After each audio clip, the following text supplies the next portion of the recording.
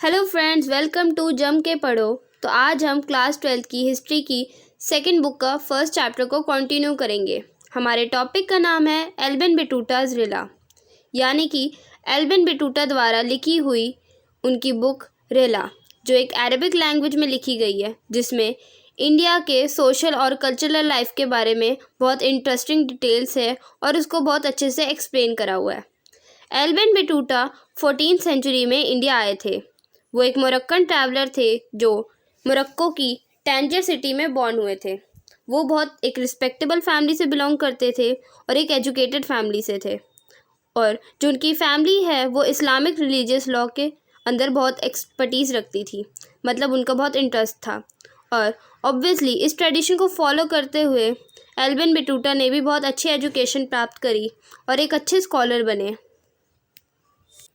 एल्बिन बैटूटा का शुरू से ही ये मानना रहा है कि जो एक्सपीरियंस जो नॉलेज हम खुद ट्रैवल करके प्राप्त करते हैं, जो एजुकेशन हमें खुद ट्रैवल करके मिलती है, वो कोई बुक हमें नहीं बता सकती। इसीलिए उनको ट्रैवलिंग करना बहुत ज़्यादा पसंद था।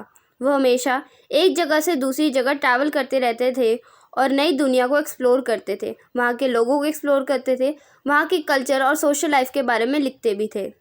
और 1332 से लेके 1333 में इंडिया आने से पहले उन्होंने पिलग्रिमेज मतलब एक तीर्थ यात्रा मक्का मदीना तक करी। मक्का आज के टाइम में सऊदी अरेबिया में है। उन्होंने मक्का मदीना तक अपनी यात्रा तय करी, और उससे पहले भी वो कई सारे शहरों में, कई सारे देशों में गए, जैसे कि सायरिया, इराक, पर्शिया, यमन, ओमान और भी कई सारी जगहें। सेंट्रल एशिया से ट्रैवल करते हुए एल्बिन बैटूटा सिंध, जो आज के टाइम में पाकिस्तान में है, 1333 में सिंध पहुंचते हैं। उन्होंने मोहम्मद बिन तुगलक उस टाइम में दिल्ली के सुल्तान थे। उन्होंने उनके बारे में बहुत सुना होता है और वो एक बार उनसे मिलना चाहते हैं, तो वो दिल्ली के लिए रवाना होते हैं। मुल्तान और उच, जो आज के टाइम में पाकिस्तान में है, उनको क्रॉस करते हुए जो सुल्तान है वो उनकी स्कॉलरशिप, मतलब एल्बिन बैटूटा की जो एजुकेशन है, उनसे बहुत इम्प्रेस होते हैं और उन्हें काजी या फिर जज के तौर पे अपॉइंट कर देते हैं दिल्ली में। एल्बिन बैटूटा काजी के तौर पर कई साल तक रहते हैं, पर जब उनके और राजा के बीच मिसअंडरस्टैंडिंग आ जाती है, उसके बाद जो राजा है यानी कि जो सुल्तान है, वो उन्हें प्रिजन में डाल देता है, यानी कि उन्हें जेल में भेज देता है एल्बिन बैटूटा को। और कुछ समय बाद जब उनकी मिसअंडरस्टैंडिंग क्लियर होती है, सुल्तान उन्हें इम्पीरियल सर्विस में फिर से रख लेता है, मतलब राज्य सेवा के तौर पर फिर से रख लेता है, और 1342 में उनको ऑर्डर देता है कि राजदूत बन के चाइना जाओ, वहाँ के मंगोल रूलर के पास। अब सुल्तान का ऑर्डर है, एल्बिन बैटूटा को तो मानना ही पड़ेगा, तो एल्बिन बैटूटा निकल जाते हैं चाइना की तरफ। वो सबसे पहले मलाबार कोस्ट जाना होता है, तो वो सेंट्रल इंडिया को क्रॉस करते हुए मलाबार कोस्ट पहुंचते हैं, और फिर मलाबार कोस्ट को क्रॉस करते हुए मालदीव पहुंचते हैं। वो मालदीव में 18 महीने रहते हैं और एज अ काजी, मतलब जज बन के वो मालदीव में 18 महीने के लिए रहते हैं। पर फिर से वो अपनी जर्नी शुरू करते हैं और मालदीव से श्रीलंका पहुंच जाते हैं। श्रीलंका में कुछ टाइम रहने के बाद वो फिर से मलाबार कोस्ट की तरफ आ जाते हैं और मालदीव की तरफ जाते हैं। उसके बाद वो फिर से कुछ समय बाद अपने मिशन, जो चाइना जाना होता है उनको, जो अपनी जो यात्रा है वो फिर से शुरू कर देते हैं, और चाइना जाने से पहले वो बंगाल और असम में भी थोड़े दिन रुकते हैं। अपनी जर्नी को कंटिन्यू करते हुए जो एल्बिन बैटूटा है वो शिप लेते हैं सुमात्रा आज के टाइम में मालदीव में है, वहाँ तक की शिप लेते हैं, और वहाँ से जाने के बाद वो सुमात्रा से चाइना तक की शिप लेते हैं दोबारा।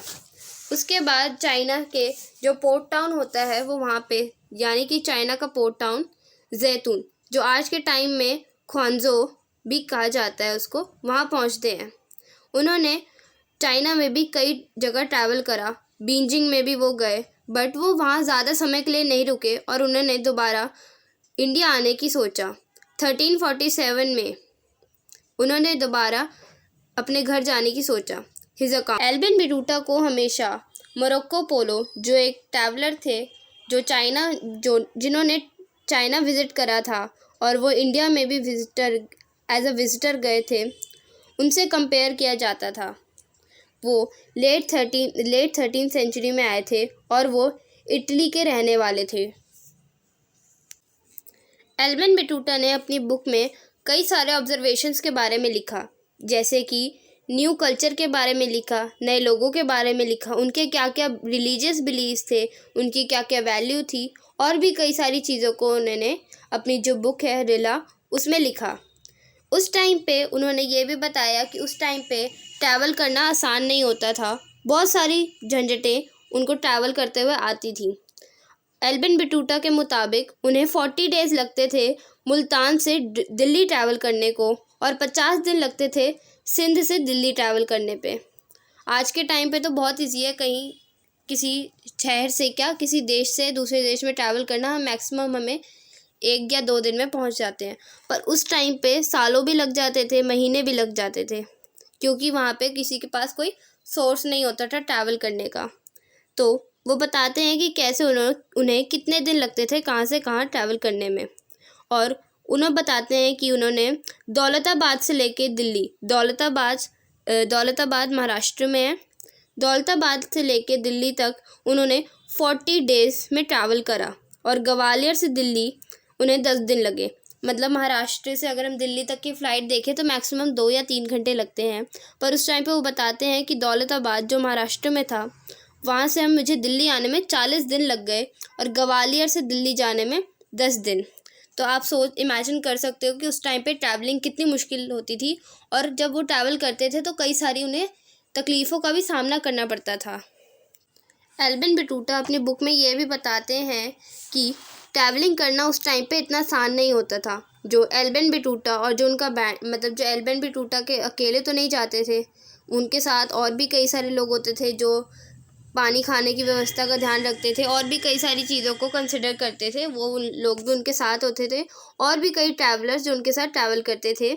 वो कई बार जो रॉबर्स होते हैं, मतलब डाकू, उस टाइम पे डाकू बहुत ज़्यादा हुआ करते थे, और हर एक जब भी कोई ट्रैवल करता था उन पे अटैक करने को, जो उनसे लूट मार करते थे, और कभी कभी उनका मर्डर भी कर देते थे ताकि वो आसानी से लूट मार कर सकें। तो उस टाइम पे एल्बिन बटूटा बताते हैं कि उन्होंने कई बार रॉबर्स का भी सामना करा, मतलब उनके साथ कई बार लूटपाट भी हुई, उनको कई बार डाकुओं का सामना भी करना पड़ा।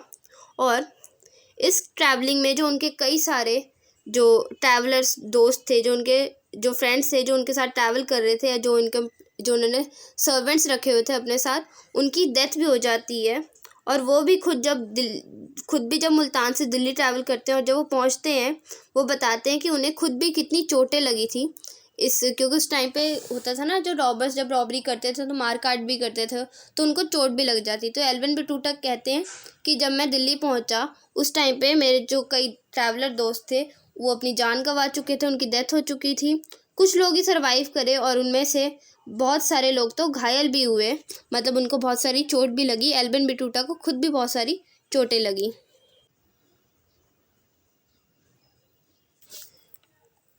अब जब एल्बिन बटूटा ने बहुत सारी जगह ट्रैवल कर ली थी, उन्होंने कई साल तक ट्रैवलिंग करी, वो नॉर्थ अफ्रीका गए, वेस्ट एशिया गए, सेंट्रल एशिया गए, और उन्होंने इवन रशिया भी विज़िट करा, और अब वो इंडिया और चाइना भी जा चुके थे।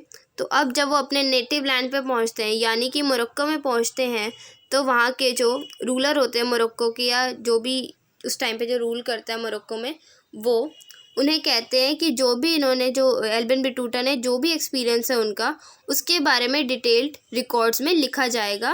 उन्होंने ऐसा रूलर ने, जो वहाँ के जो रूलर थे, उन्होंने ये इशू कर दिया ये कि जो भी इनका जो एक्सपीरियंस है एल्बिन बटूटा का, वो लिखा जाएगा रिकॉर्ड्स में, और उसको प्रचारित भी किया जाएगा, ताकि और दुनिया भी जान सके कि उनके ट्रैवल का क्या एक्सपीरियंस था। वो जब नई नई जगह गए, उन्होंने क्या क्या नई नई चीज़ें सीखी, क्या क्या नई नई चीज़ें देखी, वहाँ के लोग कैसे थे, उनका खान पान कैसा था, उनका रहन सहन कैसा था, उनके ट्रेडिशन क्या थे, उनके नए कल्चर क्या थे।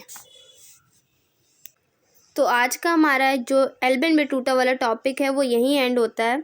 और इस पे बहुत सारे इंपॉर्टेंट क्वेश्चन भी बन सकते हैं, जैसे write a short note on Ibn Battuta's book Rihla और एल्बन बटूटास लाइफ।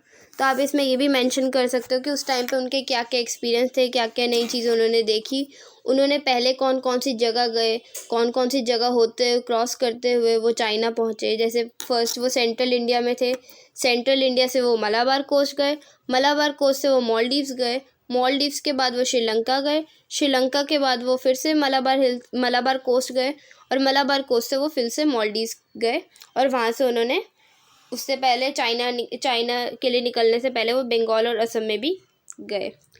और इस चैप्टर में मेनली डेट याद करने की ज़्यादा ज़रूरत नहीं है, मेन चीज़ हमें ये याद करनी है उन्होंने कहाँ कहाँ ट्रैवल करा, जो इस चैप्टर के और इस जो टॉपिक है उसके मेन पॉइंट्स। और ये भी क्वेश्चन आ सकता है कि उस टाइम पे ट्रैवल करते हुए क्या क्या प्रॉब्लम्स थी जो फेस करनी पड़ती थी लोगों को, जैसे अटैक हो जाते थे, रॉबर्स जो डाकू होते हैं वो अटैक कर देते थे, छीना झपटी कर देते थे, मारकाट मचा देते थे जंगलों या फिर पानी से जो रास्ते से जाते थे उस टाइम पे उसके। सो ये टॉपिक हमारा यहीं एंड होता है। Thank you very much.